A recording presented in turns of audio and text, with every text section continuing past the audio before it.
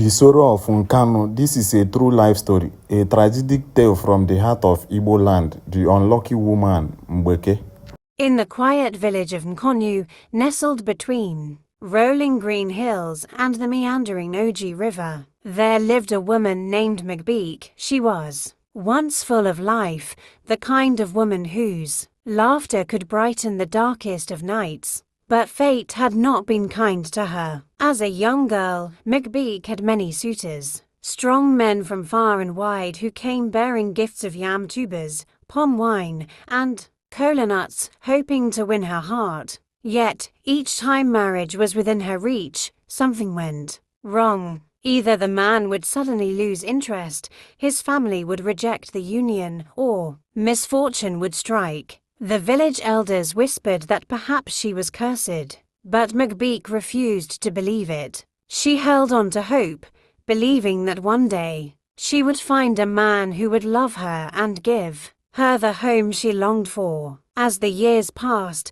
mgbeke watched her mates marry, bear children, and build families. The village women who once walked beside her in the market now carried babies on their backs, their hands full of responsibilities, while she remained alone. Her once youthful face bore the marks of time, her hands rough from years of working the farm, and her heart heavy with loneliness. She had always dreamed of holding her own child, of hearing a little voice call her nne, mother, but that dream seemed further away with each passing year. The village people began to mock her. Some called her Nwanyi no Nayulonaya, a woman still in her father's house, a shameful title for an Igbo woman. Others said she had been too proud in her youth and was now reaping what she sowed. But mgbeke was not proud. She was simply unlucky. One evening, as the sun dipped into the horizon, painting the sky in hues of orange and purple, mgbeke met Okonkwo, a man who had come to Nkanu from a distant land. He was not young, nor was he rich, but he had a kind heart. Desperate for love, mgbeke clung to this last chance. She did not care that Okonkwo was a wanderer, a man with no steady home. He was willing to stay, and that was enough. Soon she discovered that she was pregnant. Her heart leapt with joy. The village that once mocked her now looked at her with curiosity. Even though Okonkwo disappeared before the child was born, mgbeke did not care. She had something far greater, a son. She named him Emmanuel, but everyone called him Emma. Emma was the center of mgbeke's world. She poured all her love into him, doing everything within her power to raise him well. She farmed tirelessly, selling cassava, palm oil, and vegetables in the market just to provide for him. She never let him go hungry, never let him wear torn clothes, and never allowed him to suffer. Emma grew up pampered and adored, knowing that he was his mother's only hope. He never had to struggle like the other village boys. Whenever he got into trouble, mgbeke defended him blindly. If Emma did it, then he must have had a reason, she would say. When the village elders warned her that she was spoiling the boy, she ignored them. After all, who else would take care of her in old age if not her son? The first signs of trouble. As Emma grew, mgbeke pampered him more than any mother in Nkanu. She never let him lift a finger. She never scolded him when he made mistakes. She never let him face consequences. She feared that if she was too harsh, he would resent her the way the world had resented her. But in her love, she made a terrible mistake. Emma became spoiled. When other boys were in the farms, Emma roamed the village, doing nothing. When other boys learned respect, Emma spoke without thinking. When other boys were punished for misbehaving, Emma got away with everything. The villagers warned her, "Mgbeke, you are raising your son the wrong way. A child without discipline will bring sorrow to his mother. If you do not correct him now, he will be the cause of your tears." But mgbeke would not listen. She only smiled and said, "Emma is my only joy. I cannot be too hard on him." And so, the seeds of destruction were sown. By the time Emma turned 18, the whole village could see what mgbeke refused to see. Emma was wild, untamed, and reckless. He spoke to elders with disrespect. He took things that did not belong to him. He spent time with boys known for causing trouble. Yet, mgbeke still said, "He is just a boy. He will change." But some things do not change. Some things only grow worse. Emma was no longer just a spoiled child. He was now a young man standing at a dangerous crossroad.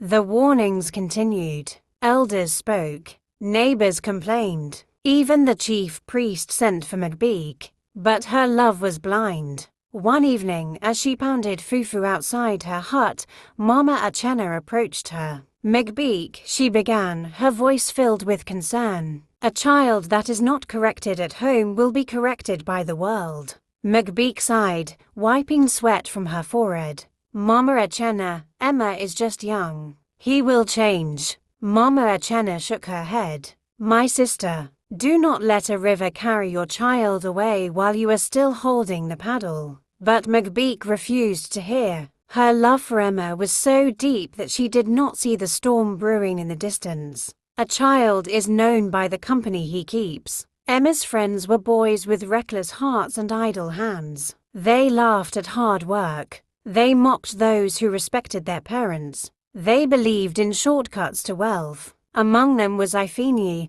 a boy whose father had abandoned him. There was also Obina, the chief's son, who had never known hunger. And then Chibuzo, the oldest among them, who had already been caught stealing twice. Emma idolized them. They had what he wanted: freedom, confidence, and the promise of an easy life. Mgbeke noticed the change. Her once loving son now came home late into the night. His clothes smelled of palm wine and trouble. His words became sharp, careless, and full of arrogance. One night, she sat him down. "My son, what is happening to you?" she asked, her voice filled with worrying. Emma rolled his eyes. "Mama, stop treating me like a child. I am a man now." Mgbeke felt a chill in her heart. She had always feared this day would come. The change happened slowly, and then all at once. Emma no longer listened to her. When she asked him to fetch water from the stream,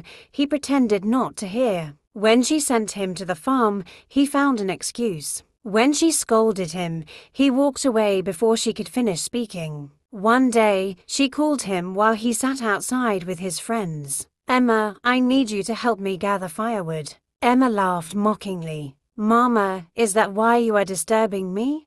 Go and call one of those small boys." His friends burst into laughter. Mgbeke felt her heart break into pieces. The same child she had sacrificed everything for was now treating her as though she was nothing. She wanted to drag him inside and scold him, but she feared pushing him further away, and so she remained silent. That night, she cried herself to sleep. The village begins to fear him. As the months passed, Emma's name became a whisper of fear in Nkanu.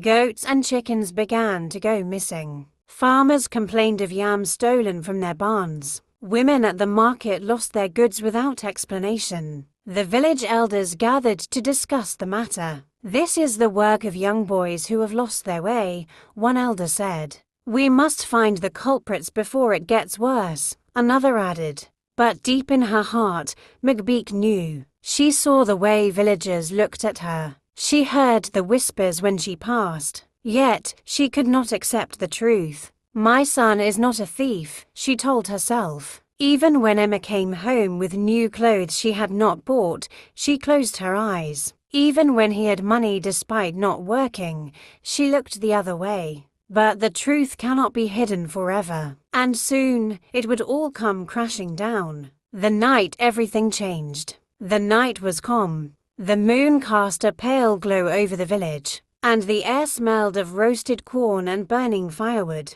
Mgbeke sat outside her hut, waiting for Emma. He had left in the afternoon and had not returned. Her heart ached with worrying. But just as she was about to go inside, she heard hurried footsteps. Emma staggered into the compound, his face bruised, his shirt torn. "Emma," she screamed, running to him. "What happened to you?" But Emma pushed her away. I don't want to talk about it, Mama. Mgbeke's heart pounded. She had never seen fear in her son's eyes before. That night, Emma did not eat. He did not speak. He only sat in the darkness, staring into nothingness. And deep inside, Mgbeke knew something terrible had happened. The next morning, the village erupted in chaos. The chief's messenger ran through the streets, shouting, "Obina's father was robbed last night. The thief took his money and injured him with a machete." Mgbeke's blood ran cold. She turned to Emma, who sat silently, his hands trembling. "Emma," she whispered, her voice shaking. "Tell me you had nothing to do with this." Emma refused to look at her. Tears welled up in Mgbeke's eyes. She grabbed his arm, shaking him. "Emma, tell me the truth." Emma finally spoke, his voice barely audible. "It was Typhini. He said we only needed the money. I didn't know it would go this far." Mgbeke felt like the ground had been pulled from beneath her. Her only son, was now a criminal. The village turns against him. It did not take long before rumors spread. Though there was no proof, everyone suspected Emma. Children were warned to stay away from him. Mothers whispered when Mgbeke passed. Fathers shook their heads in disappointment. Mgbeke pleaded with the gods, "Please, do not let them take my son away." But the gods had already made their decision. The second crime, a point of no return. One night, Emma left home and did not return for 2 days. When he finally came back, his face was dark with worrying. "Mama, I need to leave Nkanu," he said abruptly. Mgbeke froze. "Leave why?" Emma's eyes darted around, as though someone was watching. "The chief's son, Obina, he is gone. And they are looking for me." Mgbeke felt the world collapse around her. Obina, the chief's son? The boy Emma had once played with as a child. Her tears came like a flood. "My son, what have you done?" Emma looked at her, his eyes desperate. "Mama, if they catch me, they will not listen. I must go." Mgbeke clutched his hands. "No, Emma. Running will only make things worse." But Emma had already made his choice. That night, before dawn, he disappeared into the forest. And with him, Mgbeke's last hope vanished. Darkness. The night Emma left Nkanu. The air was heavy with the sound of crickets and distant drumbeats from the village square. The moon, high and watchful, seemed to bear witness to the path he had chosen. Mgbeke sat by the entrance of her hut, staring at the path that led into the forest, her eyes swollen from crying. "My ancestors, my chi, where did I go wrong?" she whispered. But the gods were silent. As dawn broke, the village woke up to the news. Emma had fled. The chief's son was gone, and the people of Nkanu were out for justice. But Emma was far from justice now. He was stepping deeper into a world he could never return from. A new life among strangers. Emma ran for 2 days, stopping only to drink from streams and rest beneath the shelter of thick trees. His mind was clouded with fear and regret. By the 3rd day, he reached a distant village called Amagudu. It was bigger than Nkanu, louder, busier, and filled with unfamiliar faces. This was exactly what he needed. He needed to disappear, meeting the black vultures. The moment Emma stepped into Amagudu's crowded market, he saw them. A group of young men, dressed in fine but stolen clothes, watching him from the shadows. Their leader, a tall man with a scar across his face, stepped forward. "You walk like a man who has nowhere to go," he said. Emma studied him. "And what if I don't?" The man laughed, his gold tooth glinting. "Then you wouldn't be standing here, talking to me." That was how Emma met the black bad boys, a feared gang of thieves, smugglers and outcasts. And that was the day he took his first step into the abyss. To the first test, joining the black bad boys was not easy. Emma had to prove himself. One evening, their leader, Odogwu, handed him a dagger. "There is a trader in the next village," Odogwu said. "He refuses to pay us for our protection. Teach him a lesson." Emma's hands shook as he took the weapon. His mother's voice echoed in his mind. Emma, you were not born for this life. But that Emma was gone. That night, Emma crossed a line he could never return from. And by morning, the name Emma the Fearless began to spread. The letter that broke McBeek's heart. Back in Nkanu, McBeek had not seen or heard from Emma in 6 months. Until one evening, when a stranger arrived at her hut. He was a thin, ragged man with tired eyes. "I have a message," he said,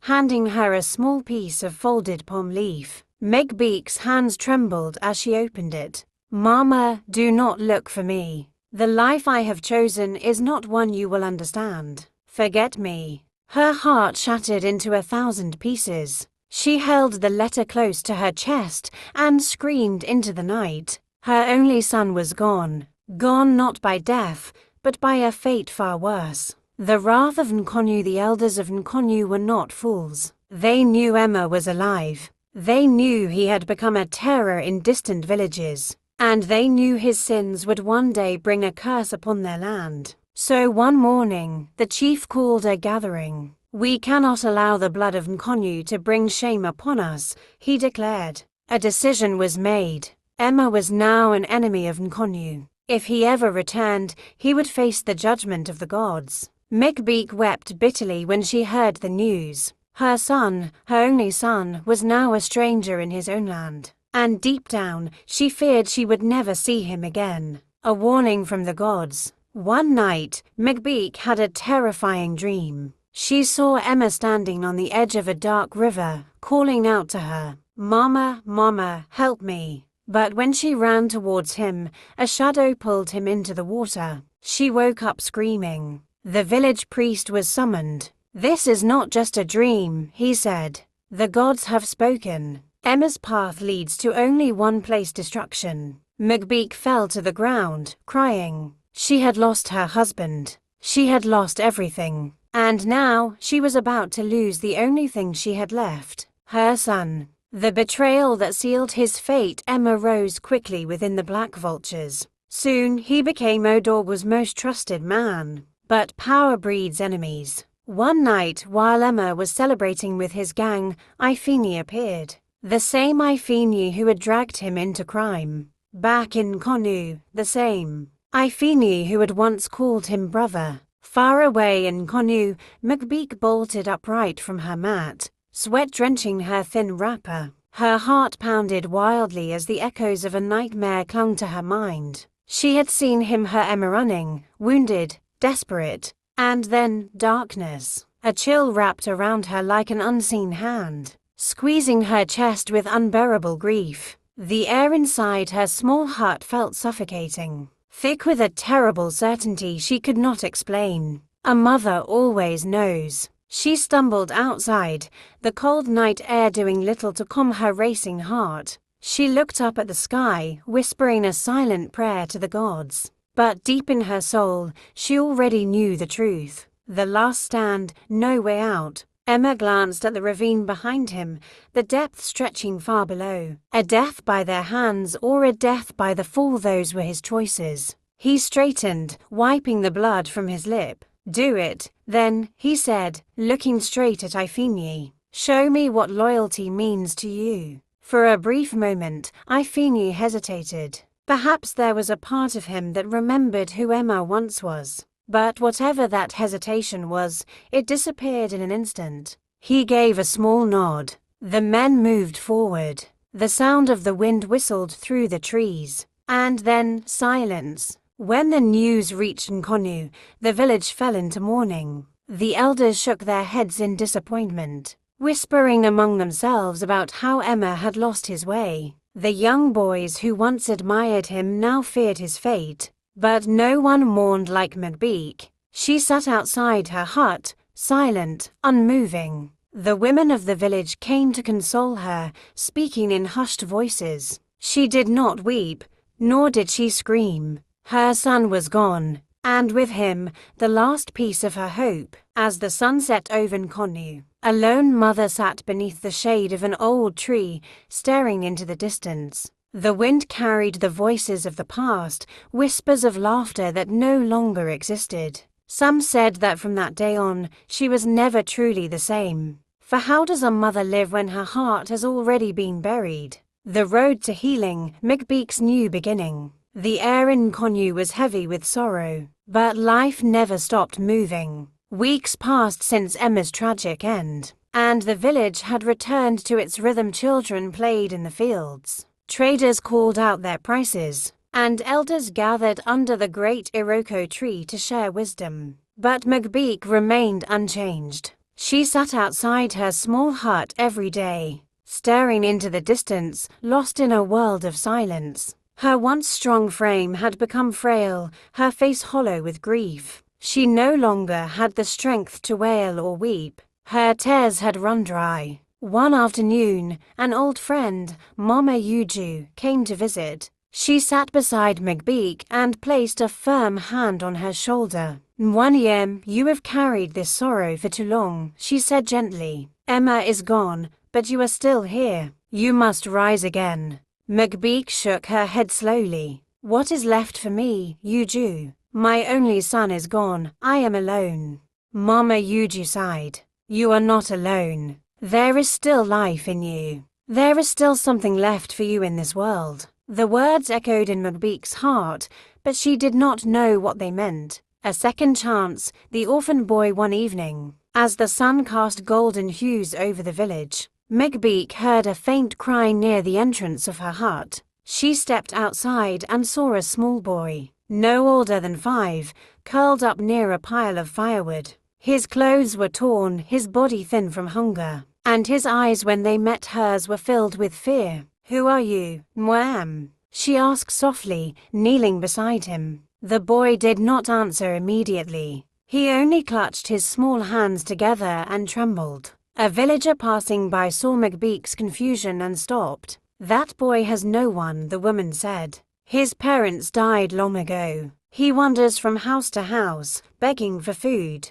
Mgbeke looked at the boy again. His small frame, his helplessness, it reminded her of Emma when he was little. She had failed to guide her own son. Could she save another? She reached out a hand. "Come, my child. You will stay with me." The boy hesitated, then slowly placed his tiny hand in hers. At that moment, something deep inside Mgbeke shifted. The healing of a broken woman. Taking in the orphan boy gave Mgbeke a purpose. She named him Chibik, meaning God is my strength. For the first time in months, she woke up before dawn, cooking meals, washing clothes, and telling stories by the fire. She found herself smiling again, not because she had forgotten Emma, but because she had found a reason to keep going. Chibik, too, transformed. He was once timid and frail, but under Mgbek's care, he grew strong. He helped her fetch water from the stream,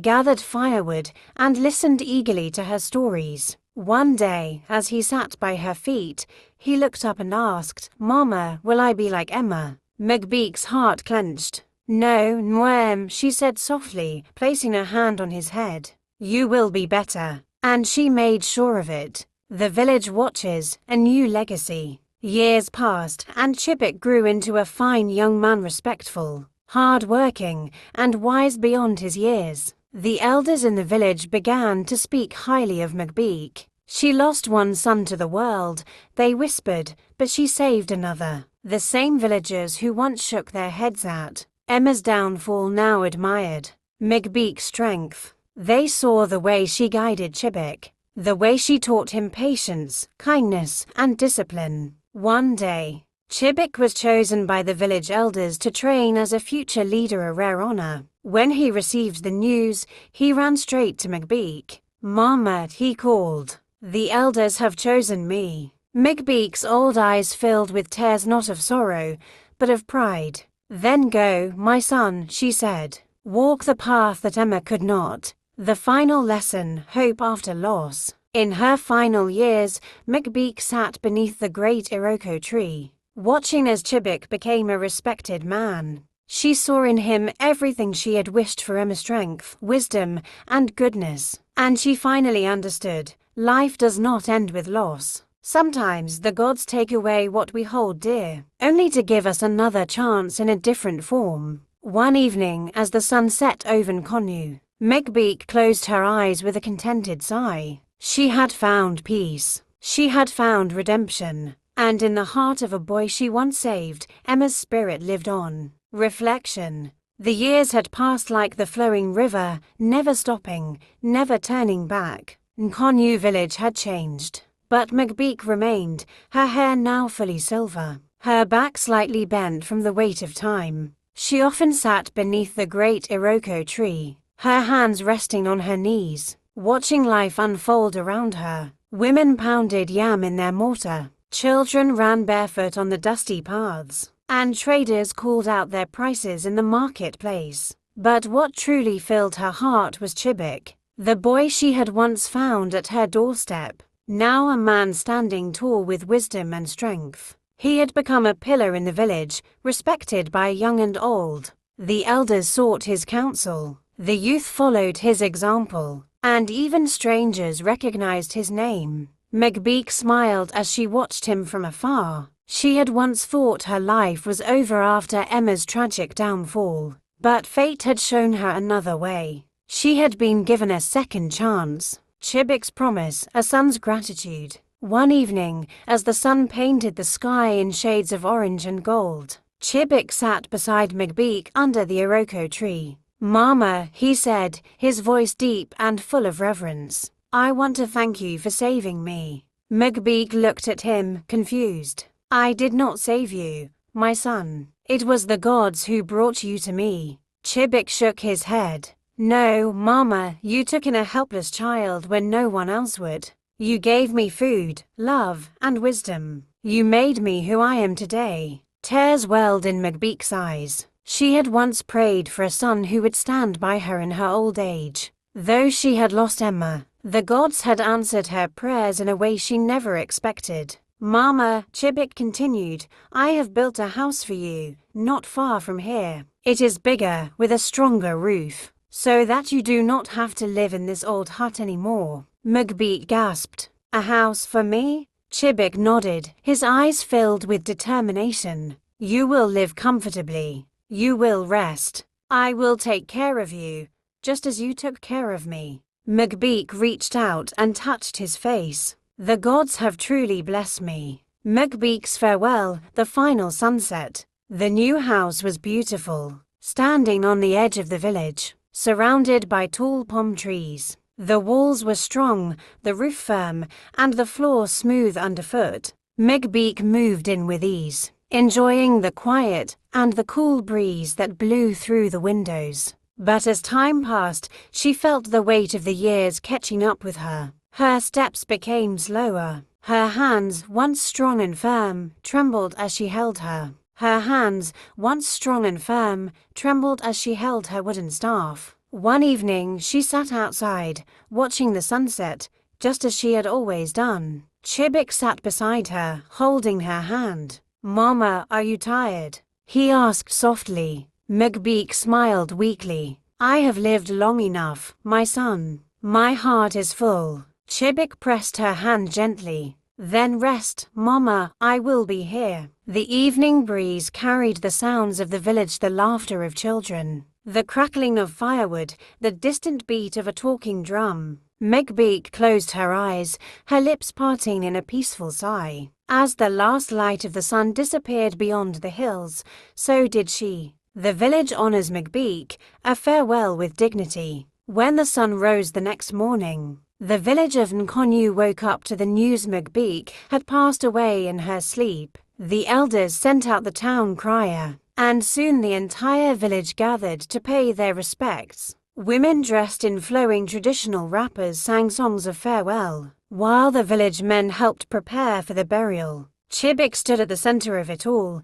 his heart heavy but filled with gratitude. He had fulfilled his promise. Mgbeke had not died in suffering or loneliness. She had lived to see the goodness of life again. As the elders performed the final rites under the shade of the ancient Iroko tree, one of them placed a hand on Chibik's shoulder and said, "Your mother was a strong woman, and she has left a legacy. Do not forget what she taught you." Chibik bowed his head in respect. "I will never forget, Papa." As the sun set that evening, The village drums played softly in the background, their rhythm carrying Mgbeke's spirit to the ancestors. 5 Chibik's reflection, a new dawn. Days turned into weeks, and life in Nkanu moved forward. Chibik, now a man of great wisdom and strength, sat under the same Iroko tree where Mgbeke had once rested.